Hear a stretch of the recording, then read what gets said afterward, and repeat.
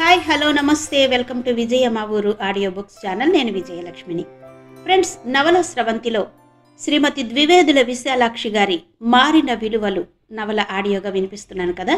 మరి ఈరోజు మారిన విలువలు నవల ఆడియో 3వ భాగం వినిపించబోతున్నాను. మరి ఆలస్యం చేయకుండా కథలోకి వెళ్ళిపోదాం పదండి.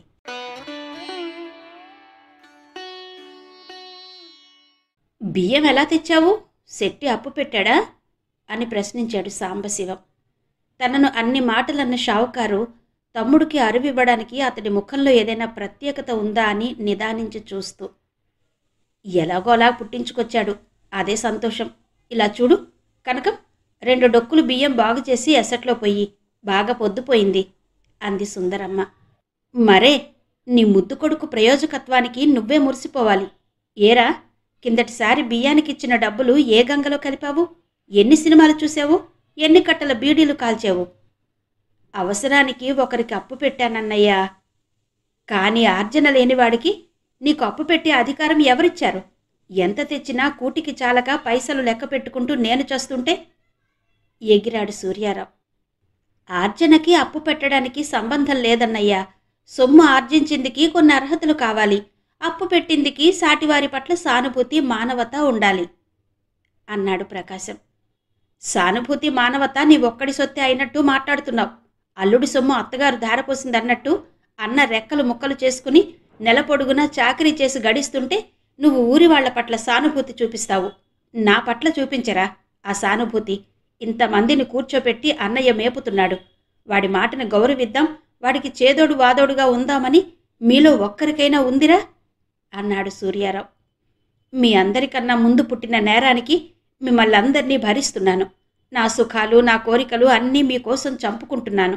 ఎప్పటికీ నాకు ఈ బంధ విముక్తి?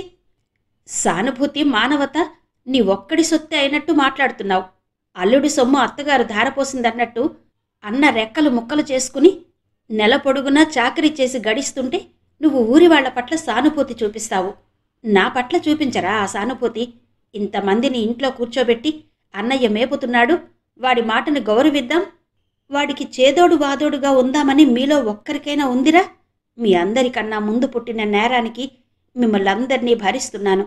నా సుఖాలు, నా కోరికలు అన్నీ మీకోసం చంపుకుంటున్నాను. ఎప్పటికి నాకు ఈ బంధ విముక్తి? ఎప్పటికీ నాకు ఈ బానిసత్వం తీరుతుందని రాత్రింబవళ్ళు పలవరిస్తున్నాను. నా బాధ మీకెవ్వరికీ కనబడలేదా? నా ఏడుపు మీకెవ్వరికీ వినపడలేదా? మాట్లాడరే అరిచాడు సూర్యారావు. ఏం మాట్లాడవన్నయ్యా? మేమంతా నీకింత బరువయ్యామని నేనెప్పుడూ అనుకోలేదు. అలా తెలిస్తే ఈ బిఏ చదువు మానేసి ఏదో ఉద్యోగం చేసుకునేవాడిని. అందరి బరువు బాధ్యతలు అభిమానంతో తండ్రిలా అన్నయ్య మోస్తున్నాడు.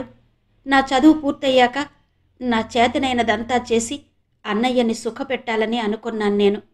కానీ మా బ్రతుకులు నీకు శాపమని నేనెప్పుడూ భావించలేదన్నయ్యా. అతి సున్నితమైన మనసు గల సాంబశివంపై అన్నగారి మాటలు అశనిపాతంలా పడ్డాయి. తన మనసులో ఉన్న భావం పూర్తిగా చెప్పకముందే కళ్ళ నీళ్లు పెట్టుకున్నాడతను. నిన్ననలేదురా సాంబు, నా ఆశలన్నీ నీ మీదే పెట్టుకున్నాను కదరా బాబు. ఈ బిఏ కాస్త గడిచి గట్టెక్కితే నీకు పెళ్లి పేరంటం చేసి ఆ డబ్బుతో శాంతకి పెళ్లి చేసేస్తే మీ ఇద్దరి జీవితాలు ఓ దారిన పడతాయని సంతోషిస్తున్నాను. మీరు సుఖంగా ఉండడం కన్నా నాకేం కావాలి చెప్పు? మీకోసం నేను పడుతున్న కష్టాన్ని, నేను అనుభవిస్తున్న జీవితాన్ని చూసే కాస్త జాలి పడమంటున్నాను. మీ అందరి కోసం మా అన్నయ్య ఇంత చేస్తున్నాడనే విశ్వాసం ఉంచమంటున్నాను అన్నాడు సూర్యారావు. ఏమిట్రా సూర్యం ఆ మాటలు? నీ పట్ల విశ్వాసం లేకుండా ఎవరేం చేస్తున్నారా? ఏదో కుర్ర నాగన్న తెలుసో తెలియకో ఏ స్నేహితుడికో అప్పు పెట్టి ఉంటాడు, లేక సరదాకి ఏదో ఖర్చు చేసి ఉంటాడు. అంత మాత్రాన అంతలేసి మాటలు? అవునమ్మా, నీకలాగే ఉంటుంది. ప్రకాశం కుర్ర నాగన్న, జానకి చిన్నపిల్ల. అందరి కంటికి ముసలి వరుతులా కనిపిస్తున్నది నేనేనమ్మా. ప్రకాశం ఈడు నుండి నేను పనిచేసి జీతం తెచ్చి నీ చేతిలో పొయ్యడం జ్ఞాపకం లేదా నీకు? అప్పుడు నన్ను చూసి కుర్ర నాగన్న అనుకున్నావా? మీ నాన్నగారికి వేన్నీళ్లకి చన్నీళ్లు తొల్లింపుగా ఏదో ఉద్యోగం చూసుకోమని నువ్వే కదా సలహా ఇచ్చావు. ఈరోజు ఆ మాట నీ చిన్న కొడుక్కి చెప్పవే? చదువు లేకుండా, పని లేకుండా అచ్చు విడిచిన ఆబోతులా తిరుగుతున్నాడు. ఇంట్లో జలగల రక్తం పీల్చుకు బ్రతికిందికి అన్న ఉన్నాడనేనా ఆ ధీమా? ఛీ, మనుషులన్న తర్వాత కాస్త సిగ్గుండాలి. చదువు పని లేక తిరుగుతున్న అభిమానధనుడొకడు, పెళ్లి చేసుకుని మొగుడింటికి వెళ్ళనన్న ఆడపిల్ల ఒకటి. ఏం పిల్లల్ని కన్నావమ్మా? సుందరమ్మకి కళ్ళల్లో నీళ్లు తిరిగాయి. నిజమే నాయనా, నా రాత ఇలా ఉండబట్టే ఆయన కన్ను మూసిన మొండిగా ఇలా బతుకుతున్నాను. నీ చేత ఇన్ని మాటలు తింటున్నాను. నిన్ను కన్న కడుపునే వాళ్ళని కన్నాను. వాడిని లక్షణంగా చదువుకోవద్దన్నానా? దాన్ని అత్తింటికి వెళ్ళవద్దన్నానా? వాళ్ళిద్దరి గురించి రాత్రి పగలు బాధతో నేను కుమిలిపోతుంటే పైగా నీ సాధింపులు కూడాను. అన్నయ్య బాధ ప్రకాశంకి చదువు రాలేదని నేను అత్తవారింటికి వెళ్ళలేదని కాదమ్మా, అందరికన్నా ఆఖరుగా తనని ఎందుకు కనలేదని, అప్పుడు మాకెవరికీ డబ్బు పెట్టవలసిన అవసరం ఉండకపోవునని అంది జానకి. విన్నావా అమ్మ దాని మాటలు? నేను తనకి డబ్బు పెట్టాలని ఏడుస్తున్నానట. నాన్నగారు మంచాన పడ్డ దగ్గర నుంచి వీళ్ళందర్నీ 2 పూటలా మేపుతున్నదెవరు? వాళ్ళ జీతాలు బట్టలు చూస్తున్నదెవరు? నా అవసరాలన్నీ మానుకుని వీళ్ల కోసం నా జీవితం, నా ఆనందం నాశనం చేసుకుని అక్కడే నువ్వు పొరబడుతున్నావన్నయ్య. నాన్నగారు పోయిన దగ్గర నుంచే నువ్వు సంసారం చూస్తున్న సంగతి వాస్తవమే. కానీ ఆ పని నిరాపేక్షగా మాత్రం చెయ్యడం లేదని నా అభిప్రాయం. నీ చేతుల్లో పెరిగిన తమ్ములు ఆర్థికంగా నిన్ను ఆదుకుంటారు. తన కోసం చూసుకోకుండా సూర్యారావు తోడబుట్టిన వాడని బాగు చేశాడని పెద్దలు నిన్ను మెచ్చి మేకతోలు కప్పుతారు. ఇందుకోసం నిన్ను తప్పుపట్టడం లేదు. తల్లిదండ్రులైనా పిల్లల నుండి ఈ మాత్రం ఆశిస్తారు. నువ్వు బాధ్యతలు నిర్వహించి హక్కులు కోరడంలో తప్పులేదు. కానీ మా కోసం నువ్వు నీ జీవితం పాడు చేసుకుంటున్నావని నువ్వు బాధపడడం ఉందే, అదే అంత ఆరోగ్యమైన ఆలోచన కాదు. ఈ పళంగా ఇంట్లో వాళ్ళమంతా ఎవరి దారిన వాళ్ళం వెళ్ళిపోతామనుకో, అప్పుడు నువ్వు సుఖపడగలవా అన్నయ్య? మేమంతా లేకపోతే కాస్త ఆర్థికమైన ఒత్తిళ్లు తగ్గుతాయి. నీకోసం మరో 2 షర్ట్లు కొనుక్కోగలుగుతావు. నీ భార్యకి ఇంకో 2 చీరలు కొంటావు. అంత మాత్రం చేత నీ జీవితం సౌఖ్య సోపానాలు అధిరోహిస్తున్నట్టు, నువ్వు కోరిన గమ్యం చేరుకున్నట్టు సంతోషించగలవా? మరి నీకు కోరికలు కొరతలు ఉండవా? నువ్వు కొనుక్కోగలిగిన ఆ 2 షర్ట్లు మా వల్ల కొనుక్కోలేకపోతే అందువల్ల నీ జీవితం నాశనమైపోయిందని అనుకోగలవా? నలుగురు తోడబుట్టిన వాళ్ల అభివృద్ధికి తోడ్పడి వాళ్ల జీవితాలు నిర్మించేనన్న సంతృప్తి కన్నా నీకు తీరని అత్యల్పమైన కోరికల వల్ల కలిగిన బాధ అధికమవుతుందా? కారణం అది కాదన్నయ్యా. నువ్వు నీ జీవితం చుట్టూ దగ్గరగా ఎత్తైన గోడలు కట్టుకున్నావు. బయట ప్రపంచంలోని ఒక్క కాంతి కిరణం, ఒక్క గాలి రివట లోపల చొరబడే అవకాశం లేకుండా నిన్ను నువ్వు బంధించుకున్నావు. అందులో ఉన్న గాలి కొంతవరకు నీకు ఊపిరి పీల్చుకొందికి పనికొస్తుంది. అటుపై ఊపిరి తిరగక ఉక్కిరి బిక్కిరైపోతావు. ఆ చుట్టూ గోడలు పగలగొట్టు, గాలి వెలుతురు బాహాటంగా లోపలకు రాని. అప్పుడు జీవితం ఇప్పుడు నువ్వు అనుభవిస్తున్న దానికన్నా ఎన్నో రెట్లు సుందరంగా కనిపిస్తుంది. మా బాధ్యతలు నిన్నెల్లకాలం కట్టి ఉంచవు. ఈరోజు కాకుంటే రేపైనా మా బ్రతుకులు మేము చూసుకుంటాము. మా వల్లే నీ జీవిత పురోగతికి అవరోధం కలిగిందని నువ్వు భావిస్తుంటే అంతతో ఆ అడ్డంకి తొలగిపోతుంది. కానీ నా అభిప్రాయంలో అసలు అడ్డంకి ఇది కాదు. నువ్వు నీ జీవితం పట్ల, ఎదుటి వాళ్ళకిచ్చే విలువ పట్ల సంకుచితమైన భావాల్ని ఏర్పరచుకున్నావు. అవి ఎటూ నిన్ను కదలనీయకుండా పట్టి ఉంచుతున్నాయి. నీ కళ్ల ముందు కటిక చీకటిని వ్యాప్తి చేస్తున్నాయి. ఆ చీకటిని చీల్చుకుని బయటకు చూసేందుకు ప్రయత్నించు. మానసికంగా నిన్ను పెరగనీక అణచి ఉంచిన అహంకారాన్ని అదుపులోకి తెచ్చుకో. నీ జీవిత గతి మారుతుంది. నువ్వు ధనధాన్యాలతో తొలుతూగకపోవచ్చు, కానీ జీవితంలో సంతృప్తి, శాంతి దొరుకుతాయి. ఈ మాటలన్నీ ఎంతకాలంగానో నీతో చెప్పాలని అనుకుంటున్నానన్నయ్య. మంచో చెడో ఈరోజు నా నోటి వెంట వచ్చేశాయి అంది జానకి. అంతవరకు పళ్ళు బిగబట్టి విన్నాడు సూర్యారావు. అయిందమ్మా నీ ఉపన్యాసం? ఎంత చక్కటి బోధ చేశావు తల్లి. తోడబుట్టిన వాళ్ల కోసం అప్పులు పాలై వాళ్ల చేతనే సంకుచిత స్వభావుడు, పిసినారి అనిపించుకున్న అన్నగారు ఇంకెక్కడా ఉండడనుకుంటాను. అది నా ముఖాన్నే పొద్దు పొడిచింది. నాలా సంకుచిత స్వభావులు కాకుండా మీరంతా విశాల హృదయులు, వితరణపరులు కండి. చూసి ఆనందించడానికి నేను బ్రతికే ఉంటాను అంటూ లేచి విసురుగా వీధిలోకి వెళ్ళిపోయాడు. అయ్యో అయ్యో, తిండి తినకుండా ఎక్కడికి రా పోతున్నావు? రారా, వంట అయిపోయింది. పొద్దున్న 10 గంటలనగా ఉడికి ఉడకని మెతుకులు తినిపోయావు అంటూ బ్రతిమలాడింది సుందరమ్మ. ఇంకేం తిండిలే అమ్మా. అన్నదమ్ములు అప్పచెల్లెళ్ల అభిమానాలతో కడుపు నిండిపోయాక అన్నాడు వెనుతిరిగి చూడకుండా సూర్యారావు. భర్తకు ఏదో చెప్పబోయి అతని జవాబు విని ఊరుకున్న కనకం తెరిచిన నోరు ముయ్యకుండా అలాగే నిలబడింది. అన్నయ్యని మేమంతా ఏదో అన్నామని కోపంగా ఉందా వదిన? అన్నయ్యంటే మాకు అభిమానం లేక కాదమ్మా, అతన్ని మంచి కోరే. జానకి మాటను మధ్యలోనే అందుకుంది కనకం. ఓ తల్లి బిడ్డలు, అభిమానాలు లేకుండా ఎలా పోతాయి జానకి? ఏదో అనుకున్నప్పుడు అనుకున్నా, తరువాత మీరే కలుసుకుంటారు. అసలు మీరు వాదించుకుంటున్న విషయాలే నాకు అర్థం కావు. అందరి మాటలు సబబుగానే ఉన్నాయనిపిస్తుంది. ఇంతకీ ఇప్పుడు మనకేం లోటు వచ్చిందని మనం బాధపడాలి? ఎవరి ముందు చెయ్యి చాచి అడుక్కోలేదు, ఎవరింటా దొంగతనం చెయ్యలేదు. మనకున్నదేదో మనం తింటున్నాం. 4 రోజులు కళ్ళు మూసుకుంటే సాంబు ఉద్యోగస్తుడవుతాడు. అప్పుడు మనమే 10 మందికి పెట్టగలం. ఈ పాటి దానికి ఈ వాదాలెందుకు, ఈ కోపాలెందుకు? నేను మీలా చదువుకోలేదు. నాకు శాస్త్రాలు పురాణాలు తెలియవు. నాకు తెలిసిందల్లా ఒక్కటే, నీ చుట్టూ ఉన్న నలుగురు నవ్వుతుంటే నువ్వు నవ్వుతావు. వాళ్ళు ఏడుస్తుంటే నీకు ఏడుపు వస్తుంది. అది లేదని ఇది లేదని నేనేడ్చి ఇతరులను ఏడ్పించే కంటే నా బాధని నాలో ఇముడ్చుకుని ఇతరులను నవ్వించగలిగితే వారితో పాటు నేను నవ్వగలుగుతాను. ఆ నవ్వులో ఏడుపు దానంతట అదే పోతుంది అంది కనకం. వదినా, నువ్వు నమ్మిన సూత్రాన్ని ఏ పరిస్థితుల్లోనూ వదులుకోకు. అశాంతి అన్న మాటకి అర్థం తెలియకుండా నీ జీవితం గడిచిపోతుంది అంది జానకి. గౌరవం నిండిన కళ్లతో ఆ 2 స్త్రీల వైపు చూశాడు ప్రకాశం. బాబుగారు, మల్లెమొగ్గలు, సంపెంగ పూలు, మరువం, దవనం ఏటి కావాలా? పూలమ్మి ప్రశ్నతో ఆలోచన లాగిన ప్రకాశం దాని పళ్లెంలో 25 పైసల నాణెం గిరవాటేసి మల్లెమొగ్గలు అన్నాడు. పూలమ్మి పచ్చి మోదుగాకుతో మల్లెమొగ్గలు కొలిచిపోసింది. మరి పీల మొగ్గల్లా ఉన్నాయి, కాస్త పెద్దవి చూసి వెయ్యి అన్నాడు ప్రకాశం.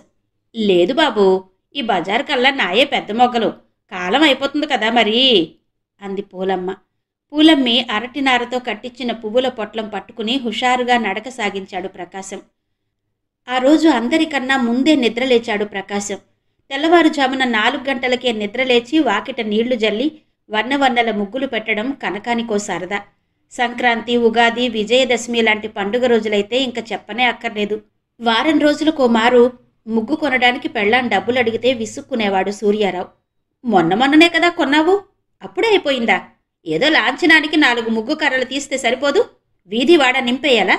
అక్కడికి కాని నీ నేర్పరి తన ఊరందరికీ తెలిసిరాదా ఏ అనేవాడు. తన సరదాను మానుకోలేక, భర్త మాటలకు ఎదురు చెప్పలేక దిగాలుగా అత్తగారి వైపు చూసేది కనకం. అదేమిట్రా సూర్యం, ఆడపిల్ల ముచ్చటపడి ఇంటి ముందు కళకళ్ళాడుతూ ముగ్గులు పెడుతుంటే అలాగంటావు? ఆ ముగ్గుకిచ్చే అన్నా డబ్బులతో నువ్వేం కోటలు పేటలు కట్టించబోలే అనేది సుందరమ్మ. మళ్ళా కనకం పుట్టింటికి వెళ్ళి సుందరమ్మకు చెయ్యి తెరిపి కాక ఓ గడియ గుమ్మంలో ముగ్గు పెట్టడం ఆలస్యమైందో, జానకి మొక్కుబడిలా ఒక చుక్కల ముగ్గు పెట్టి ఊరుకున్ననాడో వీధి గుమ్మంలోకి వస్తూనే ముఖం చుట్లించుకునేవాడు సూర్యారావు. గుమ్మం ముందు తిన్నగా ముగ్గు కర్ర తీసేపాటి ఓపికైనా ఇంట్లో వాళ్లకు లేకుండా పోతుంది అని సణుక్కునేవాడు. ఆ రోజు విజయదశమి మూలంగా రోజు కన్నా కాస్త ముందుగానే లేచింది కనకం. అప్పటికే ప్రకాశం లేచి దంతధావన చేస్తున్నాడు. ఎవరు ఎంత లేపినా ఎండ ముఖానికి చర్రున కొడితే కానీ లేచే అలవాటు లేని మరిది ఆనాడు అంత చీకటితో లేవడం చూసి కనకం ఆశ్చర్యపోయింది. ఎంత చలైనా ప్రకాశం తన పక్క వీధి అరుగు మీద నుంచి మార్చడు. రాత్రి భోజనం ముగించుకుని తన జంబుకానా పుస్తకాలు పట్టుకుని ప్రకాశం బయటపడితే తిరిగి మరునాడి ఉదయమే ఇంట్లో కాలు పెట్టడం. ఏమైనా చదువుకోవలసి ఉన్నా వీధి లైటు వెలుగులోనే చదువుకునేవాడు, లేకపోతే ముసుగు తన్ని నిద్రపోయేవాడు. ఉదయం వదినగారు ముగ్గులు పూర్తి చేసి వెళ్ళిపోతూ ప్రకాశానికి మొదటి మేలుకొలుపు పాడేది. అరగంట పోయాక పళ్ళు తోముకుందికి వచ్చిన అన్నగారు 2వది అందుకుంటే చీపురు కట్టతో అరుగులు తొడవడానికి వచ్చిన తల్లి 3వది పూర్తి చేసేది. లేరా ప్రకాశం, జాం పొద్దెక్కింది, పాచి అరుగు మీద అలాగే ఉండిపోయింది అంటూ తట్టి లేపేది. అప్పటికి కూడా ఒళ్ళు విరుస్తూ బద్ధకంగా లేచేవాడు ప్రకాశం. అలాంటి మరిది ఈరోజు ఇంత చీకటితో ఎందుకు లేచినట్టు అనుకుంది కనకం. ఏం ప్రకాశం, అప్పుడే లేచిపోయావు? ఈరోజు పడమట సూర్యుడు ఉదయిస్తాళ్లా ఉంది అంది. ఈరోజు విజయదశమి కదా వదినా, త్వరగా లేచి స్నానం అది చేద్దామనే సత్సంకల్పం కలిగింది అన్నాడు ప్రకాశం. వదినగారు తన ముగ్గులు ముగించకముందే స్నానం చేసి బట్టలు వేసుకుని బయటకొచ్చాడు. అదేమిటయ్యా, అప్పుడే ఎక్కడికెళ్తున్నావు అని ప్రశ్నించింది కనకం ఆశ్చర్యంగా. నోటి మీద వేలుంచుకుని, పని మీద వెళ్తున్న వాళ్ళని అలా అడగకూడదని మీ అమ్మ చెప్పలేదా వదినా అన్నాడు నవ్వుతూ ప్రకాశం. ప్రకాశం నవ్వుతాలుకే ఆ మాటన్నా కనకం నిజమే అనుకుని తను పొరపాటుగా అడిగినందుకు చిన్నబుచ్చుకుంది. అవును కాని వదిన, విజయదశమి నాడు ఏ పని మొదలుపెట్టినా జయప్రదంగా అవుతుందంటారు, నిజమేనా అడిగాడు ప్రకాశం. నిజంగా అవుతుంది ప్రకాశం. పూర్వకాలంలో రాజులు అందుకే విజయదశమి నాడు యుద్ధాలకు బయలుదేరేవారు. కాని రెండు పక్షాల వారికి జయం కలగదుగా, మరి అటువారికి విజయదశమి కాదా? ఆ నమ్మకంలో ఉన్న అసందర్భం తెలిసొచ్చింది కనకానికి. ఏవైనా నీకు నమ్మకం ఉంది కాబట్టి నేను నమ్ముతాను, నన్ను ఆశీర్వదించు వదినా అని ఆమె ముందు తల వంచాడు ప్రకాశం. ఇంతకీ అని ఏదో అడగబోయి కూడదనుకున్నట్టు అంతలో మాట ఆపి, నువ్వే పని మొదలెట్టినా సఫలమవుతుంది ప్రకాశం, నాకు తెలుసు అంది. వదినగారి దీవెనలందుకుని వెనుతిరిగి చూడకుండా వీధిలోకి నడిచిపోయాడు ప్రకాశం. సుందరమ్మ ఇంత కూర చారు వండి పండక్కదా అని ఇంత పులగం చేసింది. దేవుని మట్టుకైనా ఇంత పరమాన్నం చేద్దామంటే ఏమీ లేవు, పంచదార లేదు అని విరమించుకుంది. పెట్టి పుట్టిన వాళ్ళిళ్లలో బొబ్బట్లు, బూరెలు, పిండి వంటలు చేసుకుంటారు, మాకింతే ప్రాప్తి అనుకుందామే. పిల్లలంతా నట్టింట కూర్చుని సరస్వతి పూజ చేస్తున్నారు. కళ్ళ వేడుగ్గా ఓ మారు చూసి అమ్మవారికి దండం పెట్టి వద్దామని వంట ఇల్లు వదిలి నడిమింట్లోకొచ్చింది సుందరమ్మ. సూర్యం, సాంబు, జానకి, శాంత వరుసగా కూర్చుని పూజ చేస్తున్నారు. కనకం దేవి సహస్రనామాలు చదువుతున్నది. ఆమెకొచ్చిన కొద్దిపాటి చదువును పూజలకు, పాటలకు ఉపయోగించుకుంటుంది కనకం. ఆ పాటలు, పూజా విధానం ఆమెకు రమారమి కంఠతా వచ్చు. అయినా ఎక్కడైనా తప్పు పలకవచ్చని పుస్తకం ముందర ఉంచుకుంటుంది. పూజ పూర్తయి హారతిచ్చాక, ప్రకాశం ఏడర్రా అని ప్రశ్నించింది సుందరమ్మ. తెల్లవారుజామున నేను ముగ్గులు పెడుతుంటే ఏదో పనుందని వెళ్ళాడత్తయ్య, ఇంకా తిరిగి రాలేదు అంది కనకం. పండగ పూట ఎక్కడ తిరుగుతున్నాడో, భోజనం వేళైనా ఇంకా ఇంటికి రాకుండా అంది సుందరమ్మ. ఓ పూజా పునస్కారం కావాలనుకుంటే కదా వేళకిల్లు చేరడం. ఈ మధ్య ఎప్పుడు చూసినా ఆ కిళ్ళి కొట్టప్పన్న వెనకాలే తిరుగుతున్నాడు. బాగుంది కదూ, వాడికి వీడికి స్నేహంట అన్నాడు సూర్యారావు. ఒరే, ఎక్కడో అక్కడ తిరగని కాని ఇంటికొస్తే పండగ పూట వాడినేవనకు అంది సుందరమ్మ. నేనెందుకంటానమ్మా, వాడి కర్మ ఎలాగుంటే అలా తగలన్ని, నాకేం కావాలి? జానకి ఏదో అనబోతుండగానే, అదిగో అన్నయ్య అంది శాంత ఇంట్లో కాలు పెడుతున్న ప్రకాశాన్ని చూసి. ఇంత వేళ దాకా ఎక్కడ తిరుగుతున్నావురా? పండగ కదా, ఈరోజైనా ఇంటి పట్టు నుండి పూజ చేసుకోవడం అలాంటివేమీ అక్కర్లేదు చివాట్లు పెట్టింది సుందరమ్మ. నేను చెయ్యకపోయినా మీరంతా చేశారు కదా, నాకెలాగూ చదువవ్వలేదు. ఇప్పుడు పూజ చేసినా సరస్వతమ్మ ఇస్తుందన్న నమ్మకం లేదు. ఆ ఇచ్చేదేదో ఇది వరకే ఇచ్చి, నీకు కథలు, నవలలు చదువుకుందికి ఇది చాలు, ఇంతకన్నా ఎక్కువ ఇస్తే నీ బుర్ర భరించలేదు అంది. ఇచ్చిన దాన్ని పుచ్చుకునే రకం నాది, పూజ చేసి ఇంకేం కోరేది అన్నాడు ప్రకాశం. బావుందిరా, వెధవ కబుర్లు నువ్వును. పోనీ తిండికైనా ఇంటికి రావాలనే బుద్ధి కలిగింది, కొంత నయమే అంది సుందరమ్మ. ఇదిగోనమ్మా, పంచదార, గోధుమ పిండి తెచ్చాను. పండగంటే మీకందరికీ పూజలు జ్ఞాపకం వస్తాయి, నాకు పిండి వంటలు తలుపుకొస్తాయి. మనం బొబ్బట్లు తిని ఎంతకాలమైందని. అమ్మా, ఒక్క గంటలో కమ్మగా 4 బొబ్బట్లు చేసి నాకు పెట్టమ్మా. ఏవండోయ్ వదినగారు, మరీ దిష్టి పెట్టినట్టు అలా చూడకండి. నే తినగా మిగిలితే మీరు కూడా తినొచ్చులేండి అన్నాడు ప్రకాశం నవ్వుతూ.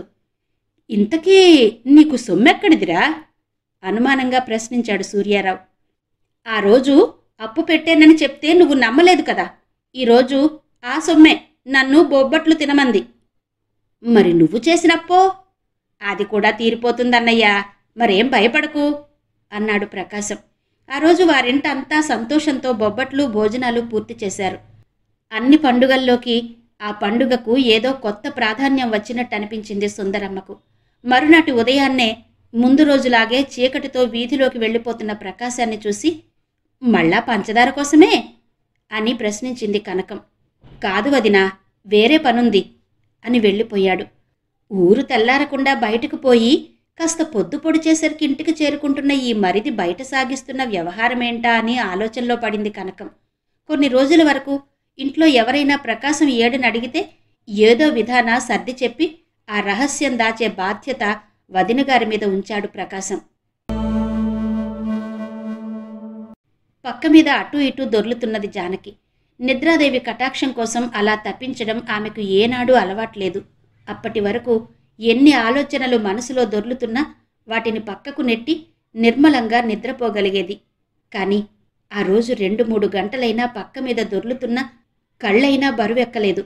చావిట్లో సాంబశివం దీపం ముందు కూర్చుని చదువుకుంటున్నాడు. అన్నయ్య పక్కగా శాంత కూడా కాస్తసేపు కూర్చుని ఏవో పుస్తకాలు అటూ ఇటూ తిరగేసింది. అంతలోనే ఆవలింతలు ముంచుకురాగా మంచమెక్కింది. చదువుకుంటానని అన్నయ్యతో ఇంతలా పోట్లాడి కాలేజీలో చేరిన శాంత ఇటీవల చదువు విషయంలో అంత శ్రద్ధ చూపించడం లేదనిపించింది జానకికి. గడిచిన సంవత్సరం ఎంత రాత్రి వరకు చదివినా మళ్ళీ ఉదయాన్నే చీకటితో లేచి చదువుకునేది. ఇప్పుడు నిద్ర లేచేసరికి ఎర్రగా ఎండ పొడుచుకు వస్తున్నది. లేచిన తర్వాతైనా ముస్తాబవడం, అన్నం తినడం, కాలేజీకి పోవడం తప్ప పుస్తకం తీసింది కనిపించలేదు. చెల్లెల అలంకరణ కోసం అంత సమయం వ్యర్థం చేయడం ఆమెకు బాగా లేదనిపించింది. చదువుకుంటున్న పిల్లవి, కాస్త తొందరగా తెమరడం నేర్చుకో. లేచిన దగ్గర్నుంచి ముస్తాబుతోనే అయిపోతే ఎలా అనేది జానకి. నేనేం ముస్తాబవుతున్నానక్క? అలంకరించుకుందికి అసలు మన ఇంట్లో ఏమున్నాయి? సబ్బుతో ముఖం కడుక్కుని తలదువ్వుకోవడమే ముస్తాబా? అక్క, నువ్వు చూడలేదు గాని కొందరు పిల్లలు ఎంత చక్కగా తయారై కాలేజీకి వస్తారనుకున్నావు? వాళ్ళ బట్టలు, వాళ్ళ అలంకరణ చూస్తుంటే అబ్బా! చూస్తుంటే శాంతకు ఏమనిపిస్తుందో ఆ మాట చెబుతున్నప్పుడు ఆమె కళ్ళు చూస్తేనే తెలిసిపోతుంది. పోనీలే శాంత, ఎవరికున్నది వాళ్ళకుంటుంది. వాళ్ళు నీ అంత చక్కగా ఉంటారా? ఏ అలంకరణ చేసుకోకపోయినా, ఏ నగలు పెట్టుకోకపోయినా ఆ గళ్ళచీర కట్టుకుని నువ్వు రోడ్డంట నడుస్తుంటే నాకేమనిపిస్తుందో తెలుసా? అంది జానకి. ఏం గళ్ళచీరలెద్దు, ఏడాదై విసుగన్నది లేకుండా నెలలో 20 రోజులు అదే కడుతున్నాను. అమ్మని మరో చీర కొనమంటే వదిన అక్క కట్టడం లేదుటే అంటుంది. అమ్మకేం పోయింది? ఏమైనా చెప్తుంది. ఇంటి 4 గోడలు దాటి బయటకు రాని వదిన ఏ చీర కట్టినా అడిగేవాళ్ళు లేరు. నీ మట్టుకు నువ్వో పుట్టు సన్యాసివి, ఏ సరదాలు లేవు. కాలేజీలో అంతా నన్ను చూసి గళ్ళచీర ట్రేడ్ మార్క్ అంటుంటే ఎలా ఉంటుందే? శాంత కళ్ళలో నీళ్లు తిరిగేవి. శాంత తన ఆశలను, మనోభావాన్ని ఏ పరిస్థితుల్లోనూ దాచుకోలేకపోయేది. డబ్బుంటే ఎన్ని లోపాలున్నా కప్పిపోతాయి. అక్క, ప్రపంచంలో ఉన్న ఏ వస్తువునైనా నా మనసులో తలచిందే తడువు వచ్చి మన కాళ్ల ముందు వాలుతుంది. డబ్బుతో కొనలేని ఆనందం ఏముంటుంది చెప్పు? అప్పుడు నీ పెళ్లిలో మీ అత్తగారి నగలు, చీరలు చూసి నువ్వెంతో అదృష్టవంతురాలు అనుకున్నాను. అతనికి చదువు లేకపోతేనే, అందం లేకపోతేనే, అన్నింటినీ మించి డబ్బుంది కదా. అసలు వాళ్ళు పెట్టిన నగలు, చీరలు నువ్వెందుకు పంపించేశావో నాకు అర్థం కాలేదు. పోనీ మా అక్కకైనా ఉంటే ఎరువుగానైనా పెట్టుకోవచ్చు అనుకున్నాను అనేది దిగులుగా.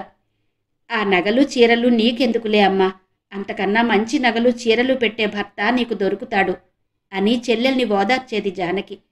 శాంత జీవితంపై ఎంత ఆశ పెట్టుకుంది, ఎన్నెన్ని కోర్కెలు పెంచుకుంది.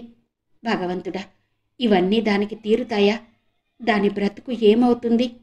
అందని ఆనందాల్ని చూపించి దాన్నెందుకు ఇలా మభ్య పెడుతున్నావు? వాస్తవిక జీవితం నుండి తప్పించి ఊహల ఊయలలో ఎందుకు ఊగిస్తున్నావు అని బాధపడేది జానకి. నీకు తెలీదు కానీ అక్క, నా చేతిలో ఇంత ధనరేఖ ఉందట.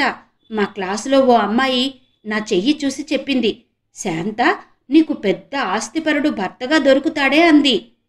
ఇటీవల శాంత ఏ మాటన్నా కారులో తిరిగే అబ్బాయిలను, మేడల్లో మసిలే అమ్మాయిలను దృష్టిలో పెట్టుకునే మాట్లాడుతున్నట్టు అనిపించేది ఇంట్లో వాళ్లకు. అటువంటి ఇళ్లలో మసిలిందికి పెట్టి పుట్టద్దమ్మా అనేది తల్లి. ఏమో, నే కిందటి జన్మలో ఏం పెట్టి పుట్టేనో నువ్వు చూసొచ్చావా అనేది శాంత. శాంత, ఈ పిచ్చి పిచ్చి ఆలోచనలు మాని శ్రద్ధగా చదువుకో. అయినవి కానివి తలుచుకుంటూ పోయి చేతిలోకి వస్తున్న చదువును పాడు చేసుకోకు అని హెచ్చరించేది జానకి. తన మాటకి ఎదురు చెప్పకపోయినా చెల్లెలికి చదువు మీద ఆసక్తి తగ్గిపోతున్నట్టు జానకి పసికట్టింది.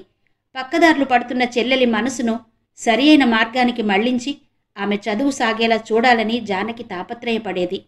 జానకి పక్కపై ఇట్నుండటు తిరిగి చూసేసరికి ఇల్లంతా చీకటిగా ఉంది.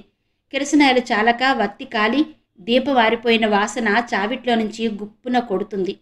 కిటికీలో నుంచి వీధి దీపం వెలుగులో పుస్తకం పట్టుకుని నిలబడి చదువుకుంటున్న సాంబశివం కనిపించాడు. జానకి పక్క మీద లేచి వీధి వరండాలోకొచ్చింది. రోడ్డు మీద పెద్ద పళ్ళెం పడ్డ దీపం వెలుగుతో స్తంభానికి ఆనుకుని నిల్చున్నాడు సాంబశివం. దీపం పురుగులు టపటపా రాలి అతని బుర్ర మీద పడుతున్నాయి. సైడు కాలవలోని దోమలు సంగీతం పాడుకుంటూ వచ్చి అతని బుగ్గల్ని ముద్దు పెట్టుకుంటున్నాయి. ఈ చేత ఆ చేత దోమల్ని తోలుకుంటూ పుస్తకంలోకి పట్టి పట్టి చూస్తున్నాడు. అతని ముఖంలోకి దీక్షగా చూసిన ఎవరికైనా అతడు చదువుతున్న విషయం తిన్నగా మెదడుకు సరఫరా రావడం లేదని తెలుస్తోంది. క్షణకాలం సాంబశివం వైపు తేరిపార చూసింది జానకి. పక్క అరుగు మీద ప్రకాశం గుర్రు పెడుతూ నిద్రపోతున్నాడు. దోమల పాటలు కానీ మురుకు కాలువ కంపు కానీ అతని నిద్రకు అంతరాయం కలిగించలేదు. ఒకే తల్లిదండ్రుల బిడ్డలైన ప్రకాశం వైపు సాంబశివం వైపు మార్చి మార్చి చూసింది జానకి. అన్నదమ్ముల మధ్య పోలికలుంటాయంటారు. వీరిద్దరిలో శారీరకంగా మానసికంగా ఎంత వైవిధ్యముంది! ఒక మాటలో చేతలో భావనలో దేనిలోనూ సామ్యం లేదు అనుకుందామే. మనిషి బ్రతికేందుకు విశాల ప్రపంచం ఉంది. పైన సూర్యచంద్రులు, దిగువ భూమి మనకు రక్షగా, మన బ్రతుకులకు బాసటగా నిలిచి ఉండగా బ్రతకలేమనే భయం మనకెందుకుండాలి? ఈ ప్రపంచమంతా నీది కాకపోవచ్చు. నీకున్నది చిన్న చీకటి కొట్టు కావచ్చు. నీ కొట్టు విడిచి బయటకు తొంగి చూసేందుకు నిన్నెవరూ అభ్యంతర పెట్టరు. ఆ చీకటిలోనే పుట్టి అందులోనే చచ్చినా కూడా ఎవరూ లక్ష్య పెట్టరు. నీ అంతట నువ్వే ఆ చీకటిని చీల్చుకుని బయటకురా. కాస్తసేపు నీ కళ్ళు ఆ వెలుగుకు అలవాటు పడలేక బాధతో తిరిగి ఆ చీకట్లోకి పోవడానికి మనసును తొందర చేస్తాయి. కానీ పట్టుదలతో 10 నిమిషాలు నిలదొక్కుని తిరిగి చూడు. రంగురంగుల ప్రకృతి, రకరకాల జీవరాశులు ఆనందంతో ఆమోదంతో జీవిస్తూ జీవితంలో ఎప్పటికప్పుడు పురోగమిస్తూ కనిపిస్తాయి. ఇక్కడే నీ మెదడుకు కాస్త మేత వెయ్యి. వాటికున్నది నీలో లోపించింది ఏంటి? అవి తమ జీవన పరిధిని రోజురోజుకు విస్తృతం చేసుకుంటూ బ్రతికేందుకు తిండి సంతృప్తి దొరికే చోటుకు వెతుక్కుంటూ పోతాయి. మనిషి తన పూర్వీకులు వ్రాసిపెట్టిన గిరిని దాటేందుకు భయపడతాడు. అది తనకు రక్ష అనుకుంటాడు. తప్పి నడిస్తే నాశనమైపోతామనుకుంటాడు. అలవాటుగా నలుగురు నడిచే మార్గం చదునుగా చెత్తా చెదరం లేకుండా ఉంటుంది. కానీ అది అప్పటికే కిక్కిరిసి నీ అడుగు మోపేందుకు చోటు లేనప్పుడు దానినే చూస్తూ గడపలో కూర్చునేదానికన్నా కాస్త చుట్టుదారైనా రాళ్ళు రప్పలు ముళ్ళు డొంకలు కాళ్లకు తగిలినా నీ గమ్యం చేరుకోవడానికి ఇంకో దారంటూ ఉంటే దానిని అనుసరించు. ఎప్పటికో అప్పటికే అక్కడికి చేరుకోగలననే ఉత్సాహం నిన్ను ముందుకు నడుపుతుంది. అక్కడికి చేరుకున్నాక ఏ మార్గాన చేరేవని నిన్నెవరూ ప్రశ్నించరు. నీవు నడిచిన బాట గురించి ఎవరూ పరిహరించరు. నిజాయితీ నిలకడ పనిముట్లుగా తీసుకుని ఆత్మవిశ్వాసంతో మూఢాచారాలను నరుక్కుంటూ ముందుకు నడిచిపో. చీకటి కనుమరుగవుతుంది. వెలుగు నీ ఇంట వెలుస్తుంది అనే తత్వం గల ప్రకాశానికి తన నీడను చూసుకుని తనే బెదిరిపోయి తన చుట్టూ గల అందరి కళ్ళు తననే పరిహసిస్తున్నాయని కుంచుకుపోయి లోకంలోని అందరి బరువు బాధ్యతలు మొయ్యడం తన విధి అయినట్టు, ఆ కార్య నిర్వహణకు తమ అసక్తుడైనట్టు చింతిస్తూ తన ఉచ్ఛ్వాస నిశ్వాసాలతోనూ మనోధైర్యాన్ని కోల్పోతూ ఉన్న సాంబశివానికి సాపత్యం చూడడం జానకి వశంలో లేకపోయింది. చాలా రాత్రయింది సాంబు, ఇక పడుకోకూడదు అంది మెల్లగా. సాంబశివం వెనక్కు తిరిగి గుమ్మంలో నిల్చున్న అక్కను చూశాడు. చదవవలసింది చాలా ఉందక్క, ఎంత చదివినా బుర్రకెక్కడం లేదు. ఈ పరీక్ష ఎలా పాస్ అవుతానో అర్థం కాకుండా ఉంది అన్నాడు సాంబశివం దిగులుగా. ఒరే సాంబు, నేనొక్క మాట చెప్తాను విను. మీ కాలేజీలో అంతా నీకన్నా తెలివైన వాళ్లే ఉన్నారంటావా? వాళ్ళంతా ఏదో విధాన గట్టెక్కితే నీది మాత్రం పాస్ అవ్వకుండా ఉండిపోతుందా? నా ఉద్దేశంలో చాలా మంది కంటే నువ్వు తెలివైన వాడివి. మరి ఈ పిరికితనం నీలా ఎలా పుట్టిందో నాకు తెలియడం లేదురా అంది జానకి. వాళ్ళందరి దారి వేరక్క, వాళ్ళు పాస్ కాకపోయినా ఏం మునిగిపోదు. అప్రయత్నంగా నవ్వొచ్చింది జానకి. తన మాటల్లో అంత నవ్వవలసిందేమున్నదని తెల్లబోయి చూశాడు సాంబశివం. నీ పరీక్ష పోతే సప్త సముద్రాలు పొంగి ప్రపంచాన్ని ముంచేస్తాయి కదరా? లేక భూమి తన గతి తప్పి సూర్యుడిలోకి చొచ్చుకుపోతుందా? ఏమవుతుందిరా పిచ్చి తండ్రి అంది జానకి నవ్వుతూ. నా బాధ నీకు నవ్వుతాలుగా ఉంటుందనుకోలేదక్కా అన్నాడు సాంబశివం. నీ బాధ చూసి కాదురా నవ్వింది, నీ భయం చూసి. ఇప్పటి వరకు ఏ క్లాసు తప్పకుండా పాస్ అవుతున్నవాడివి, ఇప్పుడెందుకు పోతుందిరా పరీక్ష? అనవసరంగా గాభరపడి మనసు పాడు చేసుకోకు. తమ్ముడికి ధైర్యం చెప్పి లోపలికి తీసుకొచ్చింది జానకి. చాలా రాత్రి వరకు సాంబశివం జానకి పక్కల మీద నిద్ర రుచి చూడని కళ్ళతోనే కాలం గడిపేశారు. కాస్త చీకటి ఉండగానే లేవాలనుకున్న జానకి రోజూ కన్నా మరి కాస్త ఆలస్యంగా లేచింది. సుందరమ్మ ఇల్లు వాకిలి శుభ్రం చేసుకుని వంట ప్రయత్నాల్లో ఉంది. కనకం అత్తగారికి వంటకు బియ్యంలో రాళ్ళు ధాన్యం ఏరిస్తున్నది. జానకి కాలకృత్యాలు ముగించుకొచ్చి వదినగారి పక్కన కూర్చున్నది. చేటలో బియ్యం అటూ ఇటూ కదుపుతూ, వదినా, ప్రకాశమేడి అని ప్రశ్నించింది. 4 రోజులై ఇంట్లో ఎవరో ఒకరు వేస్తున్నదే ఈ ప్రశ్న. అందరికీ తలొక మాదిరిగా సమాధానమిస్తూ తప్పించుకుంటున్నది కనకం. ఈరోజు ఆడబిడ్డ పని కట్టుకుని దగ్గరకొచ్చి కూర్చుని ప్రశ్నించడంతో ఇక ఈ విషయం గోప్యంగా ఉంచడం తన వల్ల కాదనుకుంది కనకం. ఎక్కడికో వెళ్ళాడమ్మా అంది. అదే, ఎక్కడికి వెళ్ళాడు అని అడుగుతున్నాను. నాకేం తెలుసు, నాతో చెప్పి వెళ్ళాడా? మీకెంత తెలుసో నాకు అంతే అంది కనకం. నీతో చెప్పకుండా వాడే పని చెయ్యడు కానీ వదినా, ప్రకాశం ఎన్ని రోజులు బట్టి ఇలా ఉదయాన్నే బయటకు పోతున్నాడు అడిగింది జానకి. ఏది, 4-5 రోజులేగా అయ్యింది. అంటే విజయదశమి నాటి నుండి అన్నమాట. మరే, నిజం చెప్పు వదినా, ప్రకాశం ఊరికే తిరిగేందుకే బయటకు పోతున్నాడా? నీ తోడుగా నాకేం తెలీదమ్మా జానకి. ఏదో పని మీద పోతున్నానంటాడు. ఏమిటని అడిగితే అతని పనికి విఘ్నం కలిగించడం ఇష్టం లేక ఊరుకున్నాను. ఏదైనా చెప్పవలసి ఉంటే తనే చెప్తాడు అనే ఉద్దేశంతో. సరేలే, నేను అడిగి తెలుసుకుంటాను.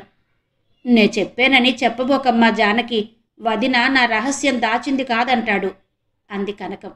అలాగేలే వదినా అంది జానకి నవ్వుతూ. జానకి ఆలోచనలతో గడిచిన రోజు మేలుకొంది.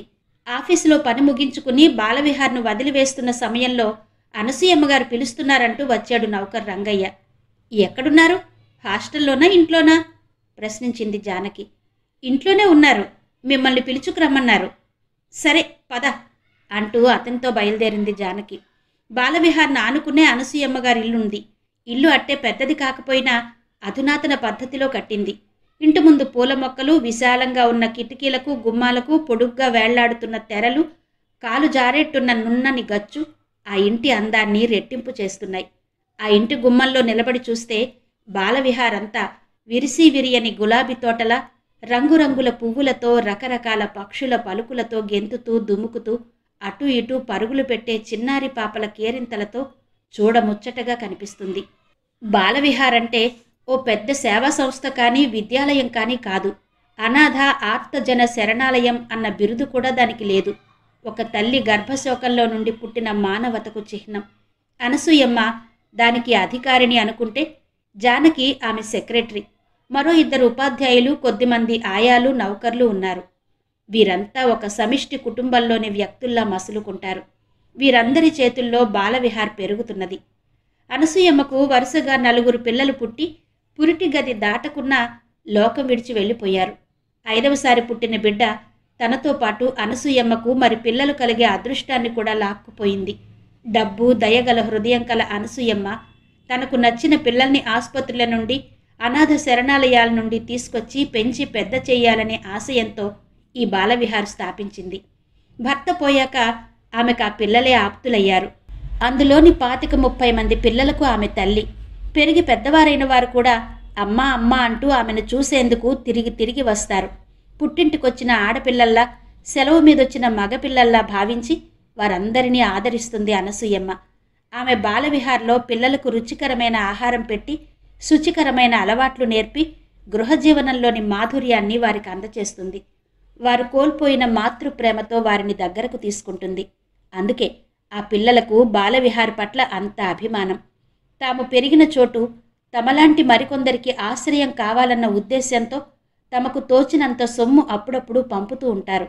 బిడ్డల నుండి తల్లి సొమ్ము తీసుకుందుకు ఎలా సంకోచించదో అలాగే అనసూయమ్మ తన చేతుల్లో పెరిగిన పిల్లల సొమ్ము పంపితే ఆనందంగా స్వీకరిస్తుంది. తిరిగి దానిని వారిలాంటి మరికొందరికి ఉపయోగిస్తుంది. ఈ బాలవిహార్ గురించి చాలామందికి తెలీదు. దీనికి ప్రజాదరణ కానీ పేరు ప్రఖ్యాతులు కానీ లేవు.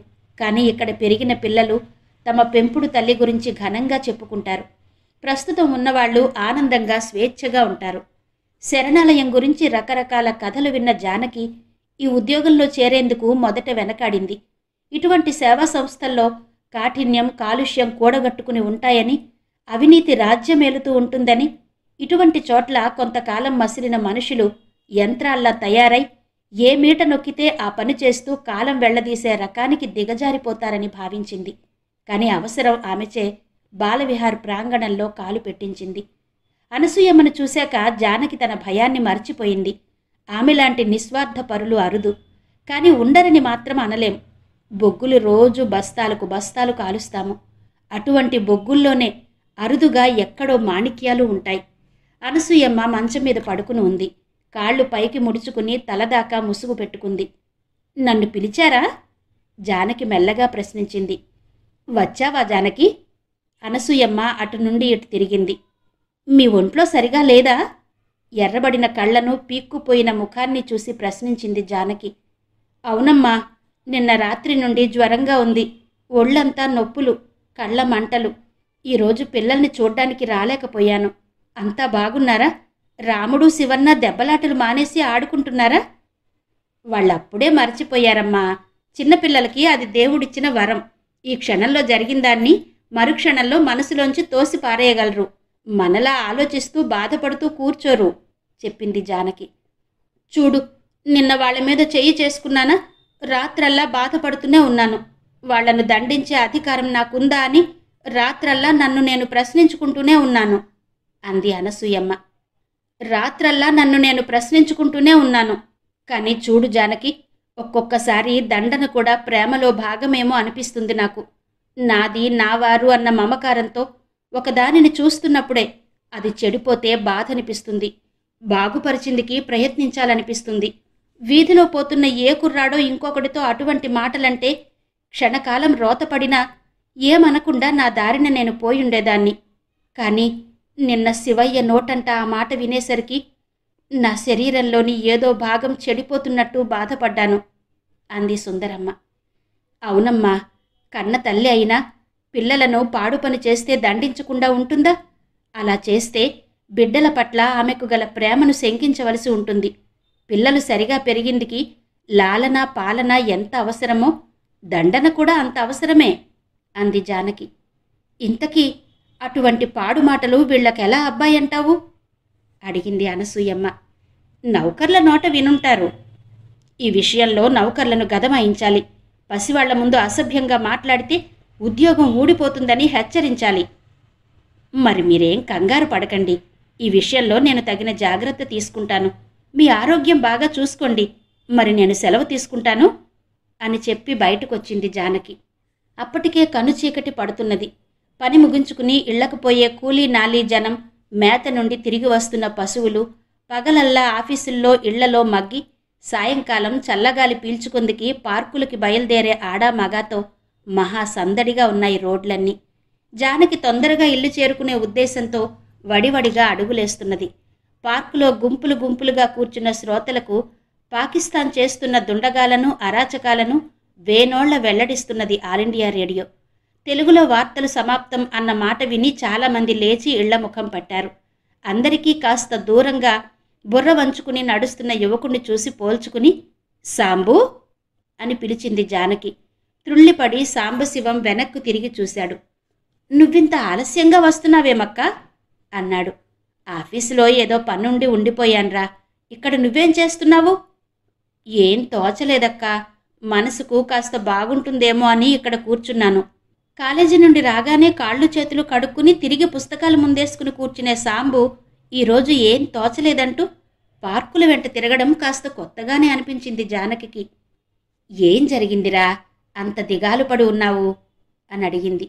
ఆమె మాటకు సాంబశివం జవాబు చెప్పలేదు. అక్కా, మన ప్రకాశం న్యూస్ పేపర్లు అమ్ముతున్నాడు, నీకు తెలుసా అని ప్రశ్నించాడు జానకి కళ్ళలోకి చూస్తూ. అంటే? పేపర్లు అమ్మడం అంటే ఆ మాటకు అర్థం తెలియక కాదు. తమ్ముడు ఎంచుకున్న జీవితాన్ని అవగాహన చేసుకుందుకు ఆపాటి సమయం కావలసి వచ్చిందామెకు. అంటే ఉదయం ఇంటింటికి తిరిగి పేపర్లు అందియడం, సాయంకాలం పార్కుల్లోనూ, కాలేజీ గేటు దగ్గర, రైల్వే స్టేషన్లలోనూ పేపర్లు, పత్రికలు, కథల పుస్తకాలు అమ్ముతుండడం, అన్నాడు సాంబశివం. అది సరే, ఈ విషయం నీకెలా తెలిసింది? ఎవరు చెప్పారు? కాలేజీ వదిలాక చాలామంది గుంపుగా వస్తున్నాం. వెనక నుంచి, sir paper sir, evening news, తాజా వార్తలు అన్న మాటలు వినిపించాయి. అలవాటు పడిన కంఠం విని వెనక్కి తిరిగి చూశాను. మన ప్రకాశం. నా నోట్లో నుంచి మాట రాలేదు. కళ్ళప్పగించి అలా ఎంతసేపు చూస్తూ నించున్నానో అన్నాడు సాంబశివం. అలా ఎంతసేపు చూస్తూ నించున్నానో. ప్రకాశం పేపర్ సార్ అంటూ నన్ను గుర్తుపట్టనట్టే కావలసిన వాళ్ళకి పేపర్లిచ్చి నా ముందు నుంచి వెళ్ళిపోయాడు. ప్రకాశం ఈ పని ఎప్పటి నుంచి చేస్తున్నాడు? నన్ను చూసి పలకరించకుండా ఎందుకు వెళ్ళిపోయాడు? ఎంతకాలంగా చేస్తున్నాడో నాకు తెలియదు కానీ సాంబు, కానీ అలా ఎందుకు ప్రవర్తించాడో నేను అర్థం చేసుకోగలను. బహుశా నీ కళ్ళు 10 మంది మధ్య నా తమ్ముడు పేపర్లు అమ్ముతున్నాడని నన్ను అవమానం చెయ్యకురా అని ప్రార్థించి ఉంటాయి. అందుకే నీకు వాడికి సంబంధం లేనట్టు పలకరించకుండా వెళ్ళిపోయి ఉంటాడు. అక్కడి వాళ్ళు అనుమానించిందికి నీకు వాడికి 1000 కాగడాలు పెట్టి వెతికినా పోలికలు లేవు అంది జానకి. కానీ వాడు అలాంటి పని చేస్తుండగా లేనిది వాడు నా తమ్ముడు అని చెప్పుకుందికి నే సిగ్గుపడతానా అక్క అన్నాడు సాంబశివం. ఆ విషయం నీ మనసును అడిగి చూసుకో, ఏమంటుందో అంది జానకి. మారిన విలువలు శ్రీమతి ద్వివేదుల విశాలాక్షి గారి నవల ఆడియో 3వ భాగం విన్నారు కదా. మిగిలిన కథ తర్వాతి భాగాల్లో వినిపిస్తాను. అంతవరకు సెలవు. నమస్తే.